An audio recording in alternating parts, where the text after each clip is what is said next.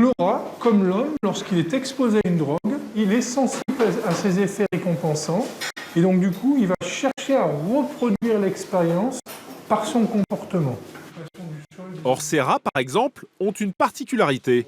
Les expériences de Serge Ahmed les ont rendus totalement accros à la cocaïne. Il faut dire que le chercheur leur en administre depuis des semaines. Ce sont des animaux qui ont développé une addiction à la drogue. Et donc, on peut les considérer comme des toxicomanes. Des rats devenus cocaïnomanes. Mais en 2007, au cours d'une expérience, Serge Ahmed va faire une découverte incroyable. Une drogue encore plus puissante que la cocaïne.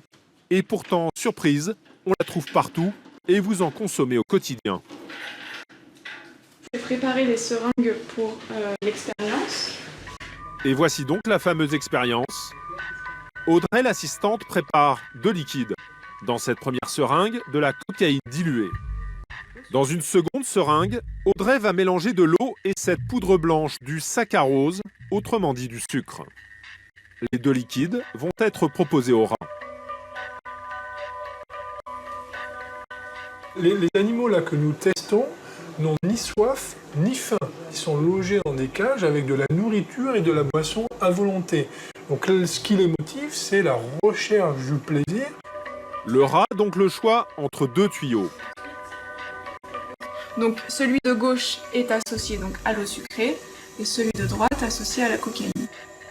Souvenez-vous, ces rats sont accros à la drogue. Ils en consomment dès qu'ils en ont l'occasion. Et lorsqu'il n'a que la cocaïne, en fait, il la consomme même pendant des heures. Et pourtant, alors que le rat commence par se diriger vers la cocaïne à droite, il change subitement de direction et vire à gauche, vers le tuyau d'eau sucrée. Et là, il boit. Donc là, vous voyez tous les petits mouvements, en fait, c'est sa langue. Le rat se précipite avec gourmandise sur le sucre. Et quel que soit l'animal, ce choix se confirme dans 90% des cas. Un choix qui stupéfait Serge Ahmed. Nous cherchions à démontrer la puissance addictive de la drogue, et c'était la cocaïne à l'époque, et en fait, nous avons découvert la puissance addictive du sucre. Et vous avez été surpris, Et nous avons été très surpris, et d'ailleurs, beaucoup ont encore du mal à croire à ce résultat, d'accord ? Même si maintenant, il est bien reproduit et répliqué dans plusieurs laboratoires. Pour le chercheur, pas de doute, le sucre agit comme une drogue pour le cerveau. Mais ce que l'on sait, par exemple chez les fumeurs qui essayent d'arrêter, on sait que la plupart qui s'abstiennent, en fait, se rabattent sur la nourriture et d'ailleurs prennent beaucoup de poids. Et les nourritures qu'ils consomment, en fait, c'est surtout des nourritures riches en sucre. Le sucre, 8 fois plus addictif que la cocaïne.